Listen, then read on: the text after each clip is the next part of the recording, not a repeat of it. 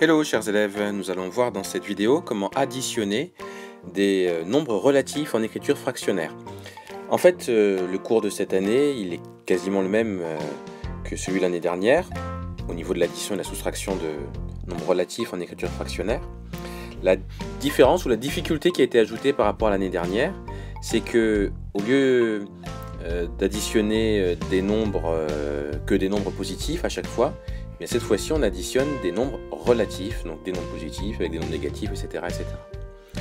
C'est la seule difficulté, mais sinon la méthode pour additionner les fractions elle est exactement la même. Alors, on a deux cas de figure qui se présentent quand on a une fraction, ou enfin une addition ou soustraction de fractions.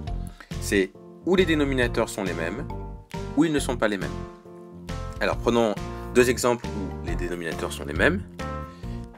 Alors, moins 1 sur 7 plus 4 septièmes. Alors, les dénominateurs sont les mêmes, donc on peut écrire directement avec un seul trait de fraction, moins 1 plus 4, le tout sur 7. Et là, moins 1 plus 4 c'est égal à 3, donc on obtient 3 sur 7. Ensuite, deuxième possibilité, ou deuxième exemple, 5 sur 8 moins 11 sur 8. Là aussi, on a le même dénominateur, c'est 8, donc on peut écrire 5 moins 11, le tout sur 8. Vous voyez l'étape intermédiaire là que j'écris, donc celle-ci, elle est importante, hein, et je l'ai écrite aussi ici dans l'exemple. C'est utile de le faire parce que vous allez voir que ça peut vous éviter de faire des erreurs. Et donc ça c'est égal à moins 6 sur 8. Donc voilà, en ce qui concerne le cas où les dénominateurs sont les mêmes.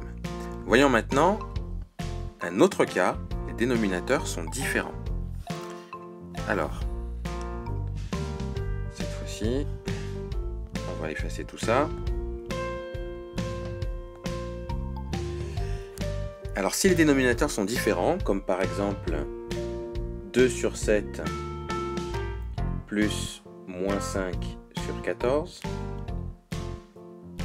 dans ce cas-là, qu'est-ce qu'il faut faire? Il faut du coup essayer de mettre les deux fractions au même dénominateur. Donc par exemple, ici on a 7, là on a 14.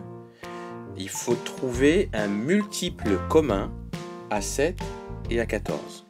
Donc un nombre qui soit à la fois dans la table de 7 et dans la table de 14. Et ce nombre, ça va constituer notre dénominateur. Alors en fait, ce qu'on sait, c'est que le nombre 14 lui-même, il est dans la table de 7 et il est aussi dans la table de 14. Donc qu'est-ce qu'on peut faire? Vu qu'on va choisir ce nombre-là comme dénominateur commun, on va multiplier le 7 par 2 et le 2 par 2. Donc on rappelle, hein, quand on multiplie en bas, il faut multiplier aussi en haut. Et puis là, le 14 et le moins 5, on les multiplie par 1 en fait. Du coup, qu'est-ce que ça nous donne? Eh bien, 2 fois 2 ça fait 4, donc j'ai 4 sur 14, plus moins 5 sur 14. Et là, au grand bonheur, j'ai le même dénominateur.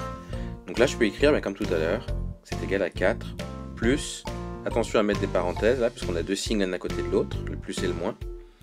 4 plus moins 5, le tout sur 14. Et 4 plus moins 5 sur 14, c'est pareil que 4 moins 5 sur 14, et ça c'est égal à moins 1 sur 14. Donc voilà pour cet exemple-là.